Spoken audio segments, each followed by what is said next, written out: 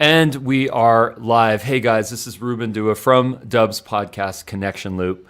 I am on today with Ariel, and Ariel comes to us as a filmmaker, in fact, and just an amazing personality. Ariel has done a lot on LinkedIn, on YouTube, and even on TikTok now. So we're going to understand, how Ariel is using social channels to share stories, to build up a brand, to ultimately build connections like this new one that we have here. So Ariel, if you could please just give us a short bio on yourself and let's get into the topic.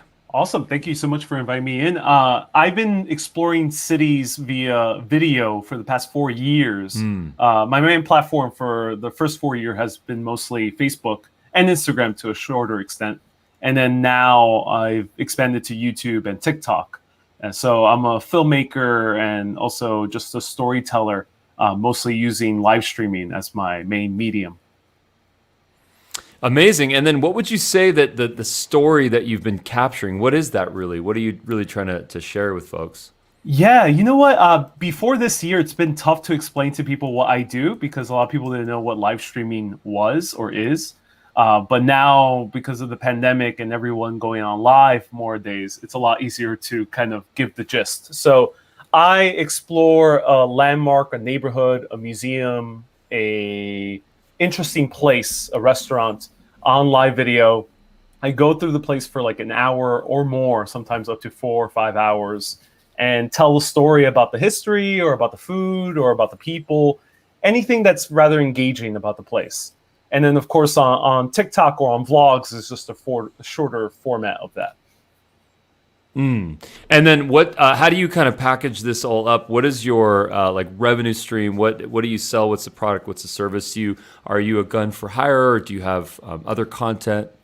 Yeah, so my service is two things. I am a freelance filmmaker, so basically, my content array functions as like my Mm. portfolio. So I collaborate with conferences or concerts or festivals to live stream or capture it on video in many different ways. Mm. Also, I'm an expert in camera movement, so things that move, so I can very dynamic filmmaking, especially when it comes to dance events or concerts.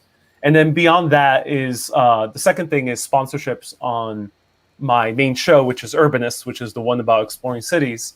And that I collaborate with either tourism boards mostly or brands that are related to my content. So I've worked with brands like Sennheiser because I visited their pop-up shop in Soho, and also they did an amazing museum exhibition about David Bowie. So they sponsored me to go to that exhibition and showcase it on live video, and other things like Red Film and Food Festival, and many others. And then the third thing is I do also private tours for whoever's a fan, whoever discovers me on live video. They want the personal, real life experience of what I do. They can hire me. So it's so interesting because there's so much that we can learn from you as a visual storyteller, as a filmmaker, someone that's become a professional in this field. Because and when I say we, I mean the larger kind of dub audience of now almost, I think, 30,000 businesses and all the folks all over the world that are just creating simple videos using their phone, using their webcam, and then sending those across the wire. And I think what's so interesting is that most people don't have that filmmaking background. Obviously, Yeah. it's a run and gun type situation. What we all now call, of course, authentic videos. But what would you say some of the best tips that you can provide folks that don't necessarily have the background that you have to capture a video quickly? What are some of the do's, the do nots? That is a excellent question. I think a lot of creators who start in the beginning, or anyone who's a professional that wants to make videos, usually doesn't ask themselves. Um, I think the most basic thing is lighting. Mm. With more lighting, the better the video. But of course, now we have our phones, and for perspective, our phones are more powerful than some of the biggest budget movies made in the 70s and Mm. early 80s. So that's the power of our phone right now, and it's only going to increase. So And when it I comes, think Steven Soderbergh might argue that in fact they're actually on par now.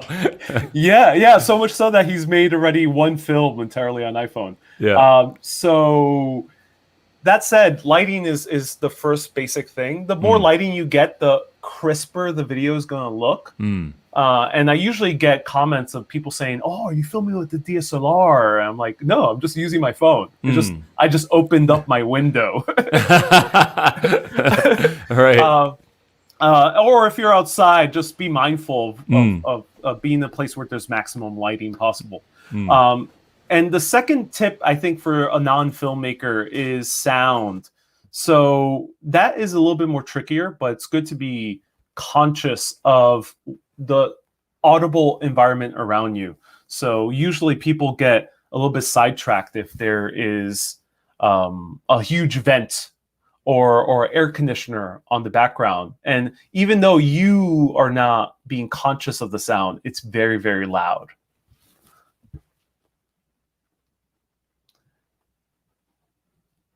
Uh-oh, I think you disappeared.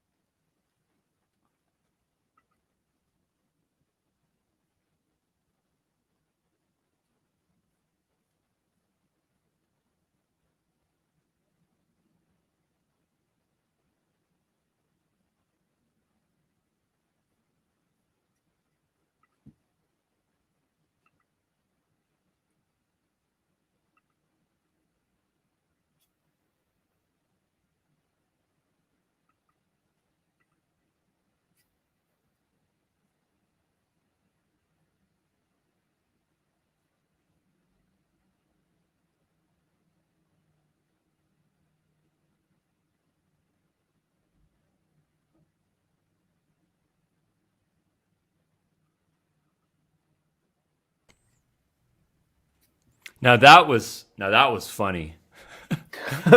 So the funny thing about that was that right when I was asking you about the do's and the do nots, and you started to talk about sound, for some reason, right when you said the word sound, the sound just started to go on this live stream, and then all of a sudden I got kicked out of the room. So, Oh, um, okay. yeah. Anyways, let's pick that back up. Yeah. Apologize for that. So you were talking about lighting, and then you were talking about sound. Yeah, no worries. So sound is the simplest thing to also control, I think, because a lot of people sometimes don't notice that a simple vent or air conditioner or a fan could be very, very loud. Or if you're doing the video outside, being right next to traffic or being in a windy location can add a whole lot of. It just makes the sound ugly. So another comment I usually get in my videos, people will think, "Oh my god, what's the audio setup you're using?" Mm. They think I'm using some brand new microphone. And while I do like using good audio equipment, sometimes when I get that question, I'm just using my iPhone. It's just I'm talking either very close to it or I'm very conscientious about the sound. So I think the biggest pro tip is be mindful of the sound. So if you're recording in a indoor place, literally turn off every type of equipment as much as you can, like an air conditioner or a vent, or go to another room which it doesn't have that equipment. And if you're outdoors, even if you're right next to, say, a busy street or it's very windy day, just go around the corner. Yet generally, you can find a spot where the sound will Mm. be much more pleasant. Got it. And then, when it comes to inspiration, I think that one of the values, one of the true benefits of having a phone in our pocket and having an entire movie studio in our pocket is that when we feel the inspiration, we can record, and Mhm. that's a pretty powerful idea. Um, Tell us about this idea of how we can make inspiration repeatable, and that comes from Oh yeah. internal things, that comes from external things. If it's almost like the stars have to align. I have to feel confident, and then I have to look confident, look smart, look good, and then be in an environment where I actually feel comfortable shooting and recording. So what's your take on that? That's I think the ultimate question when it comes to being a creator or a professional using video. So I would like to make a difference between two types of content. There's the content I make for art sake. So Urbanist, my show, even though it's a show, it's a brand, I'm still doing it mostly out of art's sake. So it's fun. It's something that I make because I'm inspired. It's something I make because I want to tell a story. And then there's client work, or there's something I do as a business, and that type of work is a service. So I'm providing value to other people.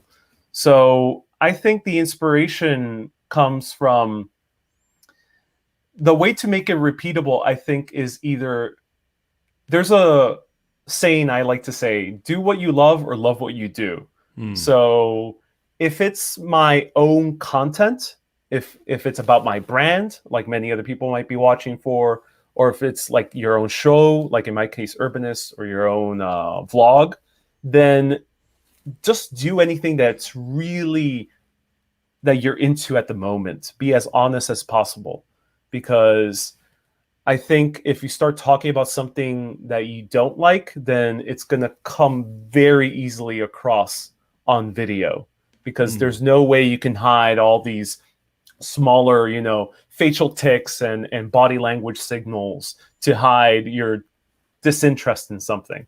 So even if you say are a you run a business about real estate, and at that moment you really don't want to talk about real estate, but somehow you like that corner coffee shop, or you like that landmark right next to you, talk about that. There's always something to talk about that's related to what your business is, that is tied to you personally. So I think that's how I keep the inspiration going.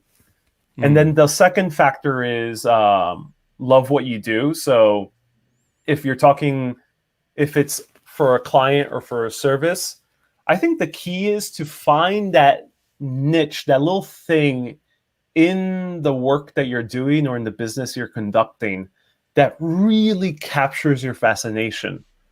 And there's always something to capture your fascination. I've worked with clients of all types of varieties, from Sennheiser, which I personally really love because I love their products and I love like their company story, to other brands that are a little bit more mundane.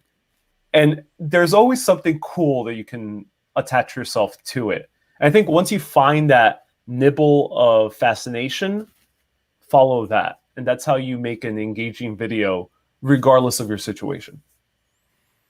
Nice, man. That was really well put. I think that what a lot of people suffer from is this idea of we have a business, we need to service the bottom line, we need to generate revenue. Therefore, our content has to ultimately drive revenue.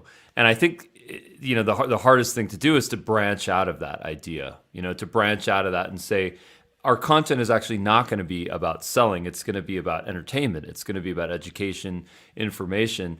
And 3 clicks in, someone can find and learn more about what our core competency is, what our revenue streams are. And then if they like our stuff, then maybe there's some business to be had.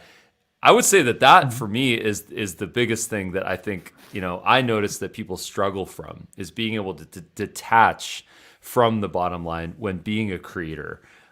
You it seems like you don't suffer from that problem. You have a very clear church and state relationship between your content, which is a show. I mean, this show could be on major television. It could be on Netflix, right? Oh yeah, But as and a it will soon. and will soon. Yep. And but at the same time, you're a filmmaker and you're available for hire to do so many things. So how would you say that you kind of structured yourself to have that church and state dynamic? Well, I actually got the idea from an amazing book called The Seven Laws of Money, which was written by a stock broker back in the 1970s who actually happened to be into spirituality as well. So, yeah, the first law of money in his book was you do things for art and you do things for business. And that's where if it came clear to me, because when I was in the beginning, say 2 years of Urbanist, I was really trying to make Urbanist a business because obviously I'm a content creator. I gotta live, I gotta pay rent, I gotta pay for camera equipment, etc. There's a bunch of things, and also I want to grow and thrive, especially the show and my content. So I thought to myself, how can I make Urbanist a business so I can make more money so I can grow the show? And the fact was that by focusing so much on making a business for the show, it was draining the very kind of beauty about the show, that it was based on whatever I was fascinated by in terms of history or travel. And since if I was business focused, I would have to be very cognizant of not covering certain topics that might detract other business partners or sponsors. I had to be cognizant of fumbling around in my storytelling because I might take a risk in a new setting or a new city or a new way of storytelling, and that was slowing me down. And I thought to myself, no, I gotta separate it. Urbanist is art. The business is going to be, maybe if I'm sponsored, that video is going to be fully focused on that sponsor. I'm going to give them the best video for them. Every other video is art, and my freelancing is business. I am giving a service to other people. However, if it conflates for some people, and it's, say you are I think the best examples for real estaters is that they're both the name of their companies, their name as well. So if you're doing that type of business, I think you could do the strategy of doing one for me and one for them. So one video is just whatever I find very interesting, so people can get attached to you as a person. And then one for them is providing value to the people who want to tune in for real estate, or for whatever the example might be, food or restaurant. I think having that separation adds a little bit of it keeps you going at a much faster, because this is not a sprint when it comes to video. Because if you think video is a sprint, you're in the wrong medium. I think the best medium for sprinting to get a lot of sales or to get a lot of business is just doing something a little bit more straightforward, building a good funnel, or building a good website, or whatever, or direct sales. But in video, since video can be replayed, it's evergreen. In most cases, you can reuse video to showcase to other platforms or to other clients. It's a long-term game. It's an endurance race. So the key is to keep yourself entertained, yourself first entertained for as long as possible. And by doing something along the lines of one for me and one for them is great, because sometimes you get a little bit bored about talking about your own interest, and you want to do something that's 100% valuable for someone else. Yeah, that's so well put. We totally believe in that philosophy, the one for me, one for them. At some point, we are guilty for doing too much of one side. Yeah. But that's really interesting to me. Now, I do notice that on your channel list, Urbanist Exploring Cities, that you have kind of a combination of produced videos and then live videos. So you have some live videos that are 3 to 4 hours long. I think the longest video that I'm seeing here is 4 hours, 5 minutes, and 25 seconds.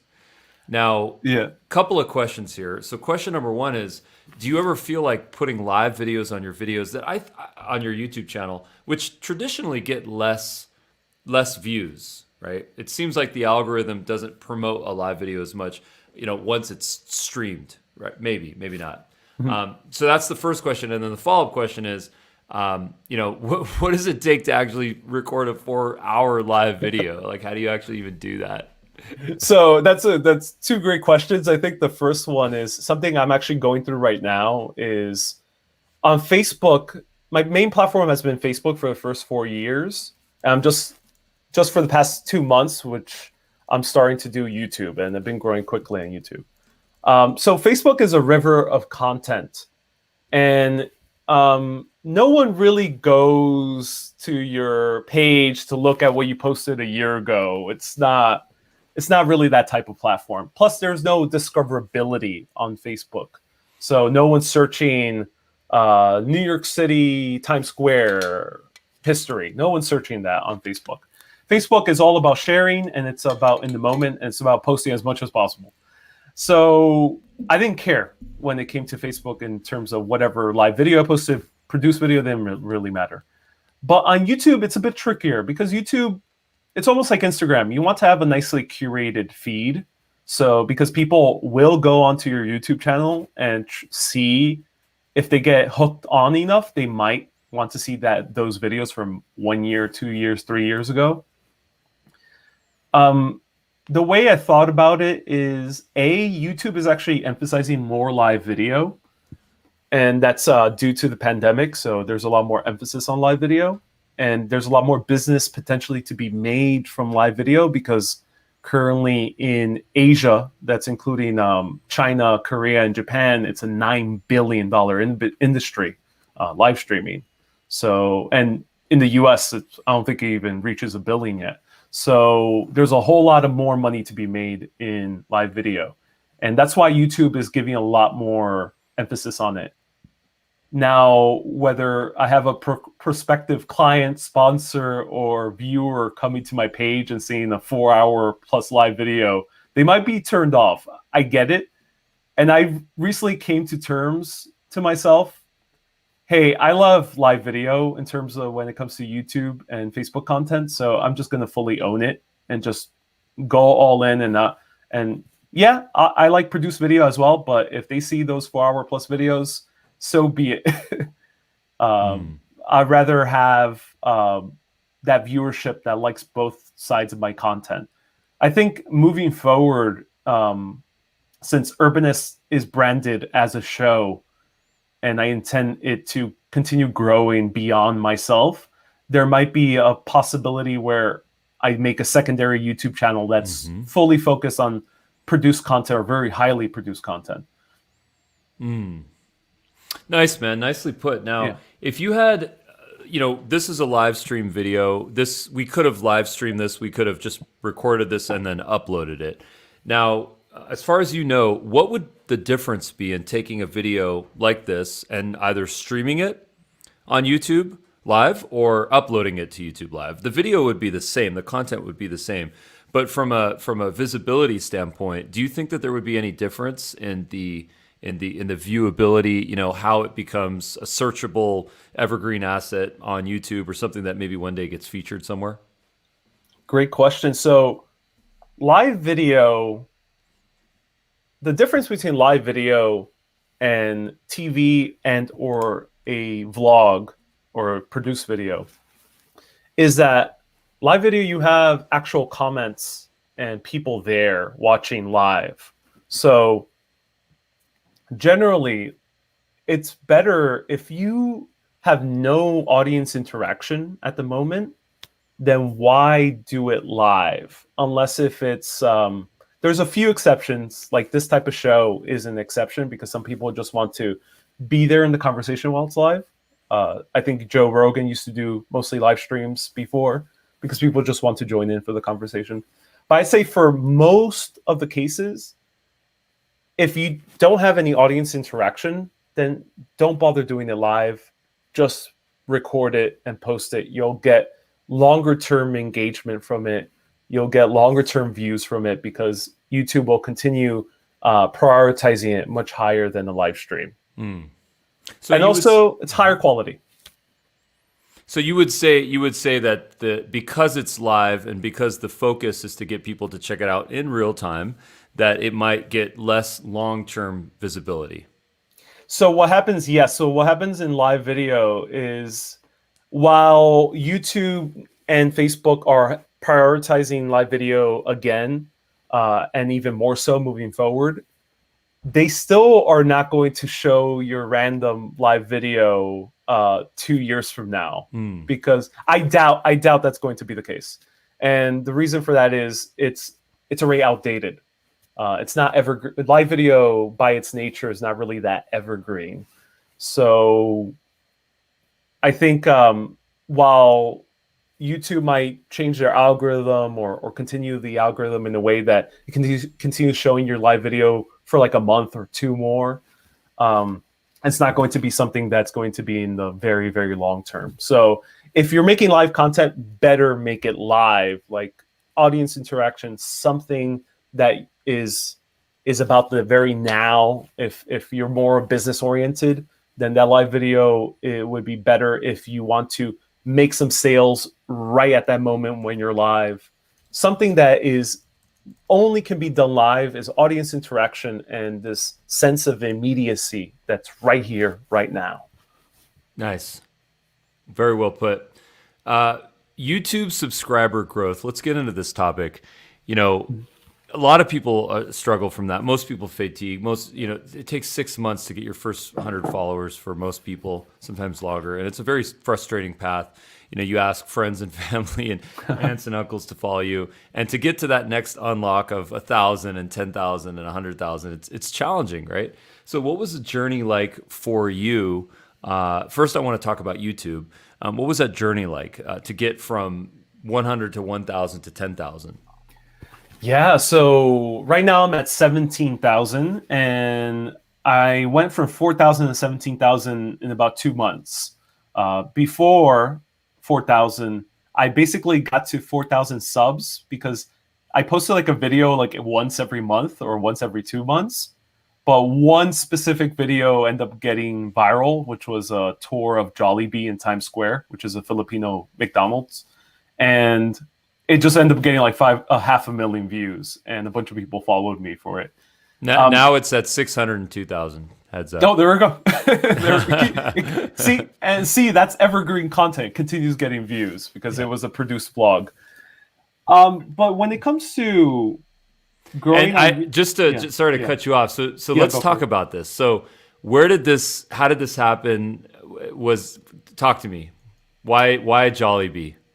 Oh yeah, so most of my YouTube channel before live streaming 2 months ago was just produced food vlogs, most of it, or small history vlogs.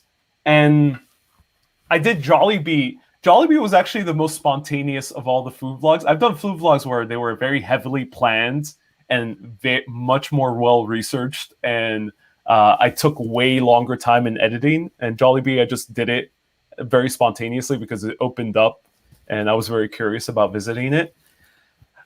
The reason I think I ended up getting 600,000 views is it was already going viral with other creators, including my friend over here who also did a video, and B, Filipinos love seeing Americans try their food. It's just a thing on YouTube, and there's many other like niches on YouTube that are similar that you'll go viral whatever you do when it comes to certain topics, and this is one of those topics. And then C, I entertained that Filipino audience even more by putting Filipino songs in the Mm, video. So I think that was the kicker. It just went like wildfire there. The mm, reason I think about 4,000 people subbed was just because they commented that they enjoyed the my me talking about the food history of Filipino food, and then B, talking about the architecture of the place. And I think there was just that subset of 4,000 viewers that were like, "Ooh, I like this guy. He's talking about food and architecture in the same video. Let me sub to him." mm. Yeah, Nice. And that's you what can happened. tell that there's just genuine conversations that are happening here Yeah. in the comments. People are so intrigued by this. So So wait, actually, let me pause you there for Yeah. 1 second. One thing I wanted to add is that I end up doing a mistake in that video where there's this treat called Halo Halo, which I'm actually eating right now as you're showing it. And that treat I just kind of just ate straight away. And you're supposed to mix it because the actual name is called halo halo, which in Tagalog, which in Filipino language just means mix. And it was a mistake. And a lot of the comments are people are like saying, "You're supposed to mix it. Oh no, you forgot to mix it." So I would encourage people. This is to make mistakes in their videos. This has happened to me on TikTok specifically. I'm right now 150K followers on TikTok. And a few of those videos that got viral is because I've done a tiny little mistake unintentionally. And people just talk about it. And sometimes it leads to hate. Sometimes this is in good fun. And in this case, it was mostly in good fun because, I'm a foreigner and maybe I didn't understand the food, which that was the case. So don't be afraid of making mistakes. You'll go viral potentially. Well, that's really funny. That's so interesting that like dynamic there. TikTok, what a cool example that intimidates so many people in, I would say, older demographics or maybe kind of less social folks. Talk to me about this process for you. What's your kind of general story here? What's been your process? How have you now gotten the success that you've received? 3.2 million likes, 157,000 followers. So, by the way, I really appreciate that when you give me your numbers, you give them below of what they are, not above. Because a lot of people have a bad habit of saying, I have 160,000 followers on TikTok. And it's better to be, how cool is it to be corrected like with modesty versus with arrogance? So just a shout out to you for that.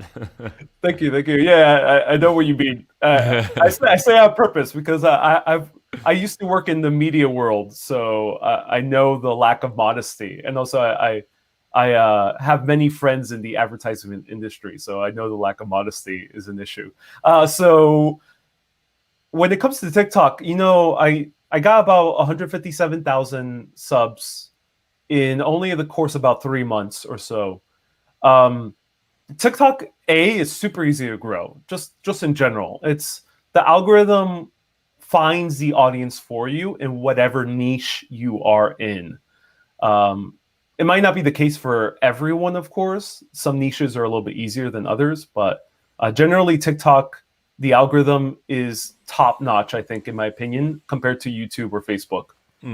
Miles ahead of it. And that's why TikTok, in the last investor meeting for Netflix, they mentioned TikTok as their number one competitor, not Disney, not another company. It was TikTok, which is rather weird for a long form entertainment company saying that TikTok is competition. I think it's for that reason.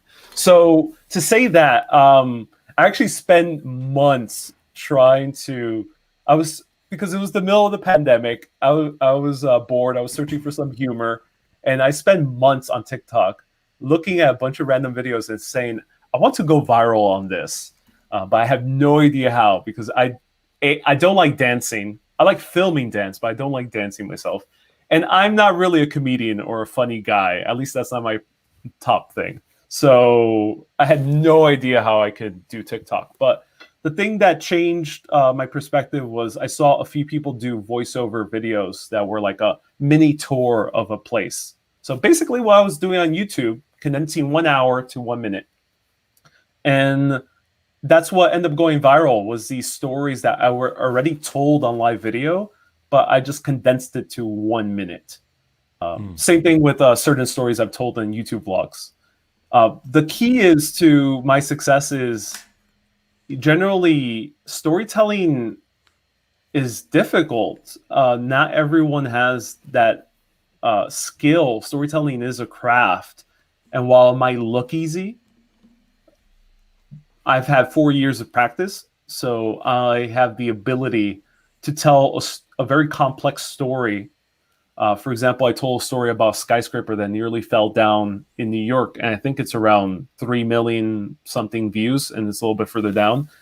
That story, I basically took there was already a famous 99% Invisible podcast that's about 20 minutes long, and my other video is about 10 minutes long. I condensed that story into 1 minute. And that's the one right there, 6 million views. And yeah, that has been my key to success, is that I've just been able to bombard people with information in only a course of 1 minute. Okay, so let's get into this. I dig this style. It makes me miss New York like crazy. Gosh. So okay, how long did this? Are you recording all this within just a couple of minutes? Are you capturing your clips over the course of 10 minutes? Give me the process. How do you add the voiceover? How do you go add the text? How long does the total video take you to create? In this case, let's just say as an example. I'll tell you this, right as the pandemic hit, I wanted to grow on YouTube, and I made a 45-minute documentary that took me a month to edit, and then 1 month other to shoot. So it was a 2-month documentary, and they're getting 1,000 views. I spent all this time and work on it. On TikTok, this video was literally filmed within the span of 5 minutes, and I went home, and I don't script my videos, so I just kept repeating the voiceover until I got it right. But since I'm already pretty good at telling voiceover, it took me about 10 minutes or so to do the voiceover. So 15 minutes, I was done with this video, and it got 6 million views. And then what did you edit this in? A lot of people always ask me that question. I did it fully within TikTok. Fully within TikTok. So within 15. So what would you say, minus the practicing of the audio clips? How long was the total production time of this? Well, I mean, you can't really remove the practicing of the audio clips because that's. But if you were to script it, you can literally do it within 10 minutes or less. I mean, nice, it's so easy to produce a TikTok video.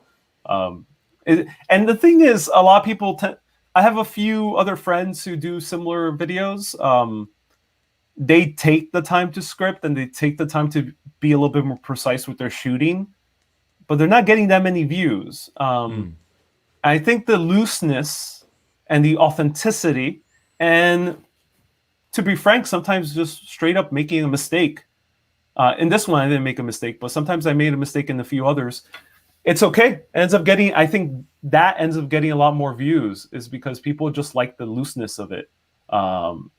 It feels more, more authentic. I think people get latched on to that authenticity. Nice, man. Well, listen, man, you are an inspiration, and you make it look so easy. And I know that it's not. I know that you've got 10,000 plus hours in your back pocket. Being a filmmaker, being a visual storyteller. Keep creating. We love your content. YouTube, TikTok, like wherever you're at, like bring it, man. Tons of gratitude. Just a shout out to you and some of your channels. Give us where can we learn more about you? Yeah, I mean, my main platform right now is YouTube. So YouTube, Urbanist Exploring Cities. I go live every 1 p.m. Saturday and Wednesdays while I'm still in New York. And TikTok at Ariel Vieira, and Facebook Urbanist Live. Those are the main platforms. Nice, man. And if you want to hire me as a freelance filmmaker, arielvieira.com. arielvieira.com. That's it, guys. Well, Ariel, stick around for some show notes, and I really appreciate the time, man. Thank you so much. My pleasure, Ruben. Yeah.